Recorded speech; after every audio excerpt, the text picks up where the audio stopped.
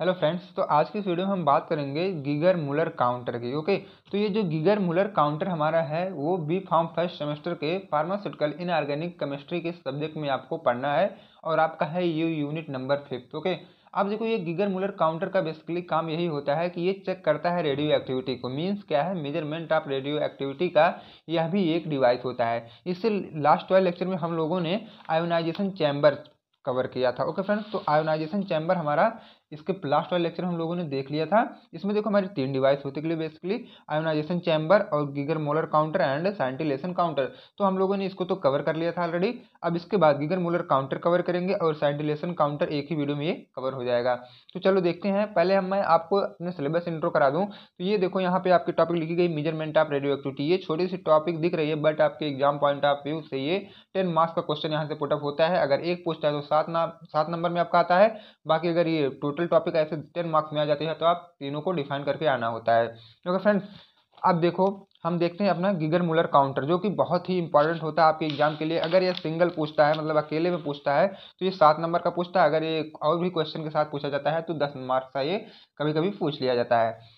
अब देखो, इसे आप जीएम काउंटर भी बोल सकते हो। ठीक है, इसका जो शॉर्ट नेम है आप इसे जीएम काउंटर भी बोल सकते हो, आल्सो नोन है जीएम काउंटर। पहला पॉइंट आप ये भी लिख के आ सकते हो। तो इसको हम लोग क्या बोलते हैं, जीएम काउंटर भी बोल सकते हैं। अब देखो बेसिकली इसका डेफिनेशन क्या है, जो रियल डेफिनेशन होता है, the rate of emission of alpha and beta particles can be detected.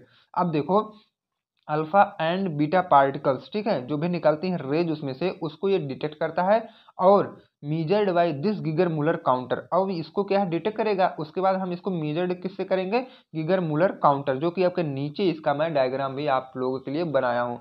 अब आप इसकी पूरी डायग्राम का मतलब फंडा समझ लीजिए कि इसमें पूरे डायग्राम में होता क्या है। आप इसका कॉन्सेप्ट जो अपने माइंड में सेटअप कर लीजिए। अगर आप इस कॉन्सेप्ट को समझ जाते हैं तो गीगर मूलर काउंटर आपके लिए बहुत आसान हो जाता है। आप इसको अपने लैंग्वेज में बना के भी लिख सकते हैं। तो देखो इसमें क्या होता है, ये हमारा पूरा फ्रेम है। ठीक है, अब इस फ्रेम में बेसिकली देखो आपको ये इधर एनोड है जिसपे प्लस चार्ज, इधर कैथोड है। अब देखो इसमें हम लोग क्या किए हैं, एक वायर लगा यहाँ से यहाँ तक। ठीक है, और इसमें क्या है, 1000 वोल्ट की हमारी बैटरी वगैरह सब यहाँ जोड़ दिया गया है। अब इधर से हमारा आर्गन गैस इसमें भर दिया जाता है या ऑलरेडी भरा होता है। इसके पहले वाले हम लोगों ने आयोनाइजेशन चैम्बर में देखा था कि उसमें एयर भरे थे ना। अब इसमें हमारे आर्गन गैस फिल्ड हुए हैं। ठीक है, अब इधर देखो माइका विंडो जो लगी है, इधर से हमारी क्या है, रेडिएशन आती है। माइका विंडो से हमारी इसके अंदर रेडिएशन आती है। अब जब रेडिएशन आ गई इधर से, और इधर जो हमारा आर्गन गैस होता है, आर्गन गैस ये जब आपके रेडिएशन आएंगी तो ये जो हमारा आर्गन गैस होता है ये डिसोसिएट हो जाता है ए आर प्लस में और ई जो है माइनस में। अब देखो जो ए आर प्लस है वह क्या है, माइनस की तरफ जाएगा, मतलब प्लस माइनस का अट्रैक्शन होगा। और जो ई वाला है मतलब ई माइनस जो है वो प्लस की तरफ जाएगा। तो दोनों में क्या है, मूवमेंट होने लगेगा। और जब मूवमेंट होने लगेगा तो इसी से क्या है, हमारा जो गीगर मूलर काउंटर होता है वो डिटेक्ट कर लेता है। ठीक है, कि रेज आ रही है कि कितनी जा रही है। टोटली वर्क यहीं से जब इसका मूवमेंट होने लगता है तो यह पता कर लेता है।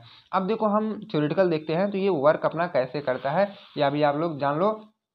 अगर आपको इसका वर्किंग लिखने के लिए आ जाए तो आप क्या लिखो, ये समझ सकते हो कि कंस्ट्रक्शन के टाइप से था। अब इसका वर्किंग हम लोग कुछ इस टाइप से देख रहे हैं। इसमें वर्किंग में it comprises cylindrical metal tube which act as cathode. इसमें क्या लगा होता है, हमारा सिलेंड्रिकल मेटल ट्यूब लगा होता है जो कि क्या है, कैथोड की तरह काम करता है। And for anode a wire is placed carefully.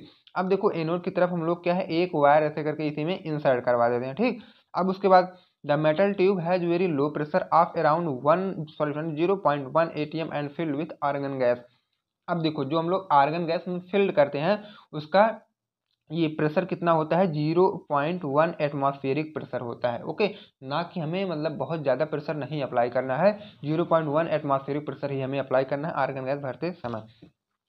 और देखो a potential difference of 1000 volts is maintain across electrode. अब देखो हमको क्या है, ये जो 1000 वोल्ट्स का हम लोग लगाए थे वहाँ पे पोटेंशियल डिफरेंस, उसको भी हमें मेंटेन करके रखना है, ना कि उसमें फ्लक्चुएशन ना हो, जैसे 1000 से वो मतलब प्लस में ना हो ना तो माइनस में हो। ठीक है, इसको हमें मेंटेन करना होता है। उसके बाद देखो radiation inter through a mica window, जो हमारी रेडिएशन होती है वो माइका विंडो से हम लोग क्या है अपने जो भी पूरा डिवाइस उसमें एंट्री करवाएंगे। And argon gas ionised. अब देखो जो पहले से आर्गन गैस में प्रेजेंट था, आप सभी ने फिगर में देखा, तो पहले से जो आर्गन गैस में प्रेजेंट था अब वो आयोनाइज हो जाएगी। ठीक है, and argon A R plus जो है toward move toward cathode while electron, sorry यहाँ इलेक्ट्रॉन रहेगा, मूव टुवर्ड एनोड। अब देखो वही पहले वाली बात आई, जैसे आयोनाइजिंग चैम्बर में आपको हुआ था, जो प्लस है वह माइनस की तरफ भागने लगता है, जो माइनस है वह प्लस की तरफ भागने लगता है, तब क्या है वहाँ पे अट्रैक्शन होने लगता है, और जब ये आयन का मूवमेंट होने लगता है तो हमारी इलेक्ट्रिसिटी जनरेट होने लगती है। ठीक है, वही टोटल बात यहाँ पे लिखी गई है। The circuit is completed in very short time. अब ये जो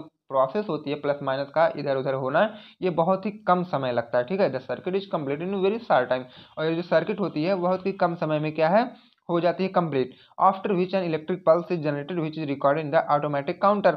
अब जो भी मतलब यहाँ से इलेक्ट्रिक पल्स जनरेट हो रहे हैं वो ऑटोमेटिक काउंटर से हम लोग क्या है रिकॉर्ड कर लेते हैं। अब देखो, the intensity of the radio activity is measured by the pulse generated पर मिनट।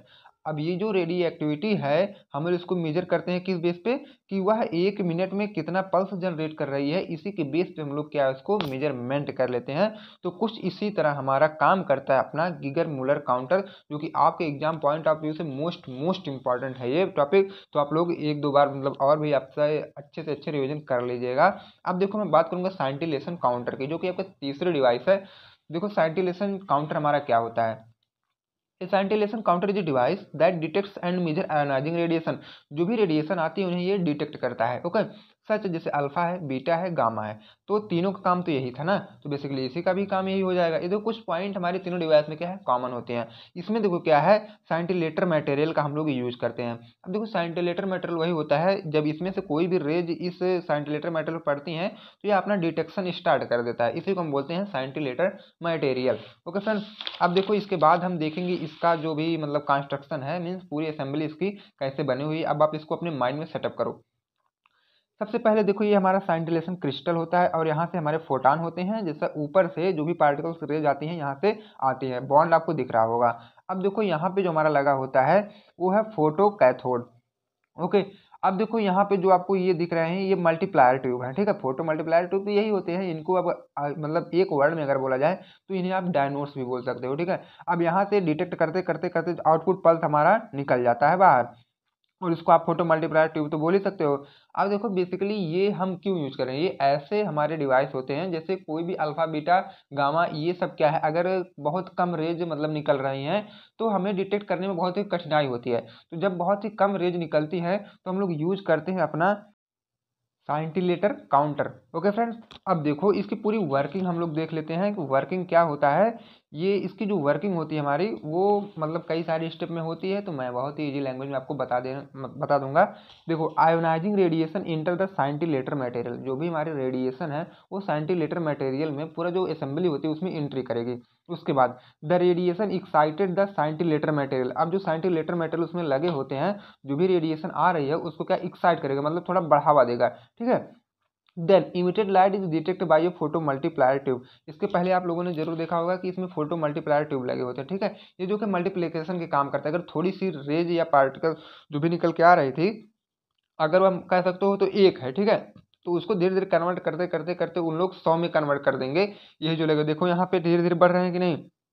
एक बार क्या है प्लस 200 वोल्ट था, इधर क्या है 600 हो गया, इधर क्या है 1000 हो गया, तो बढ़ रहे हैं। इसी का काम मेन जो काम होता है हमारा फोटो मल्टीप्लायर ट्यूब का कि बढ़ावा देना होता है। ओके, अब देखो then emitted light is detected by photo multiplier tube. जो भी लाइट इमिट हो रही है वह फोटो मल्टीप्लायर ट्यूब के द्वारा क्या है डिटेक्ट कर ली जाती है। The detected light signal is amplify and process by the counter. उसके बाद क्या है उसको जो भी लाइट आप लोगों ने डिटेक्ट किया उसको एम्पलीफाई करो। ठीक है, थोड़ा सा बढ़ावा मतलब कह सकते हो और अच्छे से उसको मतलब उसका जो रेज होता है अच्छे से दिखाई देता है। And process by the counter, और जो भी हमारा प्रोसेस चलता है काउंटर मतलब ये जो हमारी पूरी असेंबली थी उसमें शो होने लगता है। The counter measure the amount of radiation present. उसके बाद जो हमारा काउंटर होता है साइंटिलेशन काउंटर, वह कितनी रेडिएशन अमाउंट की प्रेजेंट होती है वो डिटेक्ट कर लेता है based on the intensity of the light emitted. और यह किस पे बेस होता है, intensity of the light emitted पे।